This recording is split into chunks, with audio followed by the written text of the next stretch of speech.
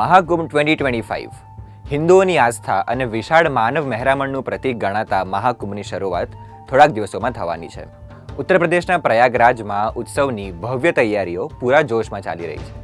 મહાકુંભને 12 વર્ષના સમયગાળામાં પ્રયાગરાજ, હરિદ્વાર, ઉજ્જૈન અને નાસિક આમ 4 સ્થળોએ ઉજવવામાં આવે છે. કહેવામાં આવે છે કે સમુદ્ર મંથન બાદ જ્યારે ઝેરી વિષ અથવા ઝેરનું મંથન થયું ત્યારે આ વિષના ટીપા આ 4 જગ્યાએ જ પડ્યા હતા.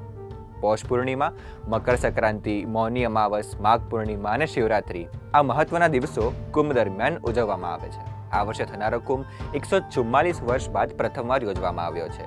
શાહી સ્નાન, વિવિધ સાંસ્કૃતિક કાર્યક્રમો, ભક્તિમય વાતાવરણ અને વિવિધતા. આ મહાકુંભનું વાતાવરણ જીવનમાં એકવાર તો ચોક્કસ અનુભવ કરવા જેવું છે. 40 સ્ક્વેર કિલોમીટરમાં ફેલાયેલા 11 હોસ્પિટલ્સ, 30 બ્રિજીસ અને 1.5 લાખ શૌચાલય જેવી અન્ય ઘણી વ્યવસ્થાઓ કુંભ મેળા માટે કરવામાં આવી છે. 1.5 લાખ પોલીસ અધિકારીઓ અને સુરક્ષાની સર્વોચ્ચ સેવાઓ સાથે કુંભ મેળો અને તેનું આયોજન ખરેખર જ એક અજાયબી જેવું જ લાગે છે. For more such content, keep reading and keep watching gujaratymidday.com. Subscribe કરો ગુજરાતી મિડ ડે.